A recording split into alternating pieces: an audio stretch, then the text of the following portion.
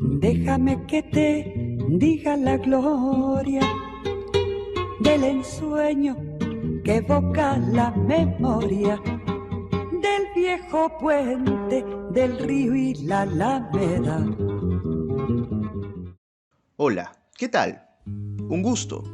El fragmento que acabas de escuchar probablemente te suene familiar. Si lo reconociste, pues sí, le pertenece a la mítica Chabuca Granda. Apelando precisamente a su estilo, déjame que te haga algunas preguntas sobre lo que oíste. ¿Conoces ese viejo puente, ese río a los que Chabuca hace referencia? No creo que alguien vincule al río Rímac en Lima como la gloria. ¿Dónde está hoy esa capital idealista, perfecta? Cuando aparecen fotografías, incluso de los años 50 o 40, ¿no? Siempre hay esta imagen del que comenta y dice qué hermosa era la ciudad en aquel entonces. O sea, todos francamente tienen pues una visión totalmente falsa de la ciudad, ¿no? Como si en ese entonces no hubiesen existido todos los problemas que, por ejemplo, existen hoy en día, la miseria, el crimen. Entonces, ¿Chabuca nos mintió? ¿Nunca existió la Lima de sus canciones? Para encontrar respuestas, primero vamos por pasos.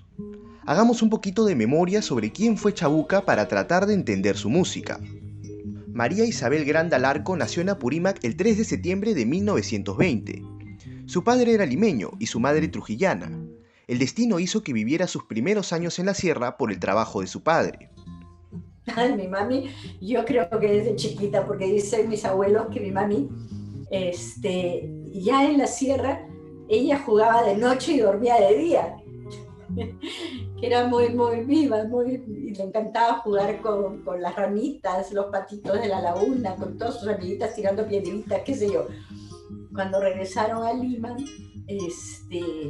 igual siguió y cantaba y hacía que le contaran cuentos. Cuando tenía 3 años, sus padres retornaron a Lima y se mudaron al centro de la ciudad. Posteriormente vivieron en Barranco. A pesar de tener uso de conciencia en la capital, Chabuca siempre añoró su pasado. Ella misma decía que qué pena que cuando las nanas llegaban a Lima no querían hablar el quechua, ¿no? Y ya se olvidó del quechua porque nunca más le volvieron a hablar. Pero ella creció y nació y creció hasta los 3 años hablando quechua también. Entonces le dolía mucho y decía, ¿no? Que era una lástima que no hubieran seguido enseñándole el quechua. Año tras año, conforme creció a causa de su crianza, su amor por el Perú aumentó. Mi abuelo era una persona, ¿qué te puedo decir? Es súper, súper peruana, era peruano, mi abuela también, mi abuela era trujillana, este, amaban su país, ¿cómo te puedo explicar? Ella nace en una casa, en una familia, que toda la familia Granda y Larco amaban el Perú, o sea que no es que se da cuenta después de vieja, no, ella crece queriendo a su país.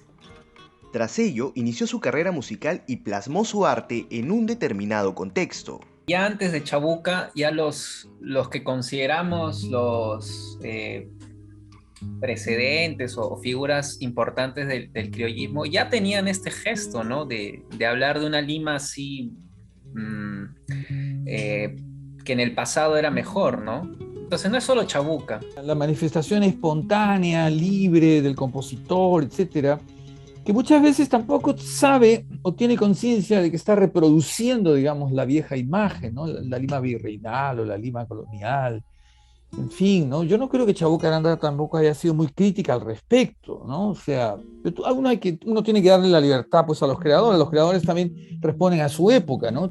¿Los creadores responden a su época? ¿A qué se refiere Susti? Una posible respuesta a esta pregunta la encontramos en un personaje que ahora entra en escena, nada más y nada menos que Sebastián Salazar Bondi, autor de Lima la Horrible. Pero espera, si no conoces el libro no te asustes ni le agarres cólera al título.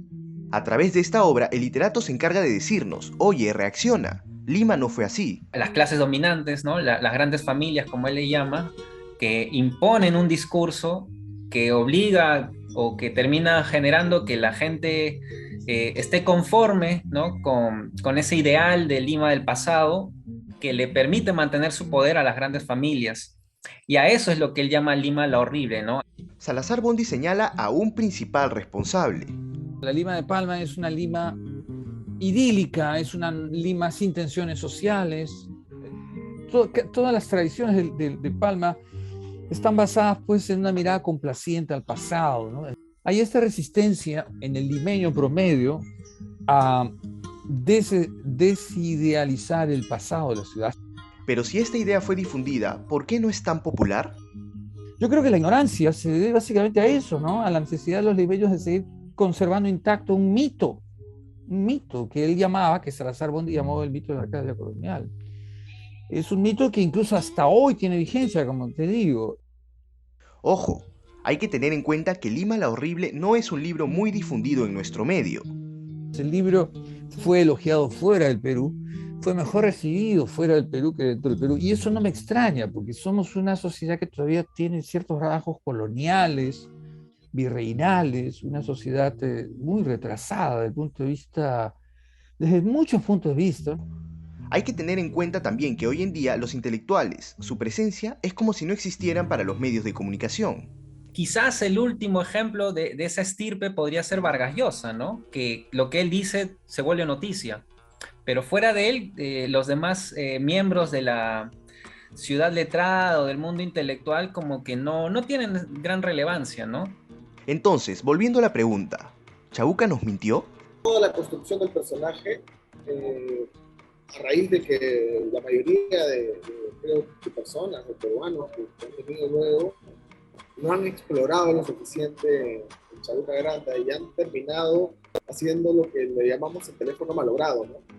¿Eso significa que no conocemos a Chabuca?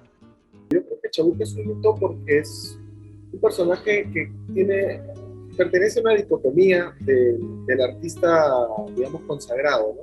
Que es que todos creen que saben de él, ¿no? Pero la mayoría no necesariamente la conoce.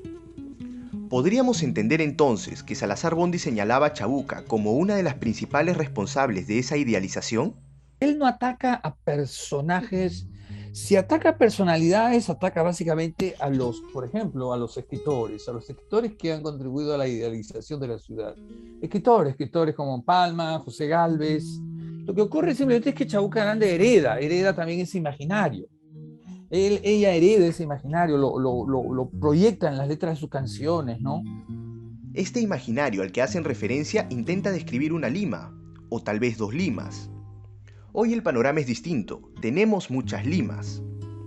Entonces, ¿qué es Lima?